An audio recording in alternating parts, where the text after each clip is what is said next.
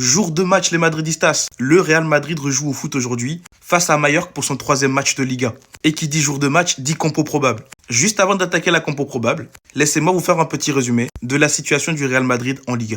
On sait qu'en termes de résultats, le Real Madrid est sur une bonne lancée. 2 victoires en 2 matchs et 0 but encaissé. Et ça fait du bien les gars.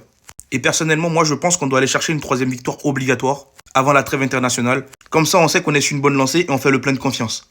Maintenant, on va passer à la compo probable. Et juste après la compo probable, je vous montrerai la liste des joueurs que moi, personnellement, je garde à l'œil pour ce match-là. Alors, par rapport à la compo probable, on part sur un 4-3-3. Compo d'ailleurs qui a été partagé par un média. Et je suis plutôt d'accord avec la compo, c'est pour ça que je vous la prends. En défense, on aura le retour de Militao, je pense, avec Dina Hussein. Je pense qu'on va plutôt inverser les deux rôles. Donc voilà, Dina Hussein va passer de l'autre côté, Militao de l'autre côté. Trent Alexander-Arnold, je pense qu'il va rejouer ce soir. Même si Carvajal, je trouve qu'il a fait un bon match contre Oviedo, je pense que Alonso avait décidé tout simplement de faire tourner son équipe, voilà. Et Arnold devait récupérer sa place.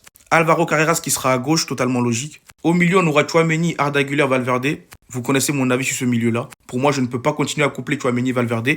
Mais Alonso, il a une vision que je n'ai pas encore. Donc on lui fait confiance, on verra bien ce que ça donnera. De toute façon, ce milieu, ça bougera pas. Et en attaque, on aura le retour de Vinicius Junior. Certes, on a eu Rodrigo qui était titulaire contre Oviedo. Mais Vini n'a pas lâché le steak. Il est entré en cours de match, il a marqué un but et délivré une passe décisive. Et je pense qu'il va revenir titulaire pour ce match-là.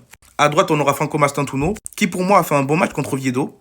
Pour le moment, moi personnellement, je le préfère à Brahim Diaz, parce que c'est un joueur qui n'a pas froid aux yeux. Dès le début de match, il prend des risques. Il n'a pas peur de faire ce qu'il sait faire. Brahim Diaz, pour moi, lui, c'est plutôt un super sub. Lui, il entre en cours de match et là, il te lâche des trucs. Donc voilà. Et en attaque, on aura Kylian Mbappé qui est sur une bonne lancée aussi. 3 buts en 2 matchs. Déjà, dites-moi ce que vous avez pensé de la compo dans les commentaires. Et maintenant, on va passer aux joueurs que je garde à l'œil pour ce match. Pour commencer, logiquement, je vais garder un œil sur ce duo-là. Parce qu'ils ont l'air de commencer à bien s'entendre, à devenir plutôt complémentaires. Mais reste à voir, on verra ce que ça peut donner sur le terrain. Franco Mastantuono, ça vous le saviez déjà. Vous savez à quel point j'aime la mentalité de ce petit. Et on sait qu'il est talentueux, sachant qu'il a encore une bonne marge de progression. Arda Güler. Alors lui, on voit clairement qu'il a la confiance de l'entraîneur cette saison. Il est titulaire indiscutable au milieu pour le moment. Je trouve qu'il y en a qui sont un peu durs avec lui, mais moi je lui laisse le temps et franchement, je l'observe bien. Alvaro Carreras, j'ai pas besoin de trop parler. Il est sur une bonne lancée depuis le début de saison. Et voilà, c'est pour ça que je le tiens à l'œil. Pour moi, je trouve qu'il fait le taf. Trent Alexander-Arnold. Alors s'il retrouve sa place de titulaire, moi j'aimerais bien que ce mec-là il se lâche. Parce que pour le moment, je trouve qu'il est encore un peu trop coincé. Mais on garde à l'œil. Dina Hussein, est-ce que j'ai besoin de parler? On passe à autre chose. Et pour finir, Militao, les gars. Je vous ai dit, Militao, moi je le garde à l'œil depuis. Faut qu'il retrouve son niveau, ce mec-là, je l'aime bien. Donc voilà. Dites-moi ce que vous en pensez dans les commentaires. Et aussi, j'avais un petit truc à vous dire. Je commande désormais les matchs du Real Madrid en live TikTok.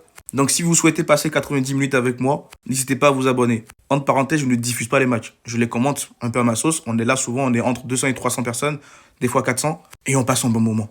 Donc n'hésitez pas les gars.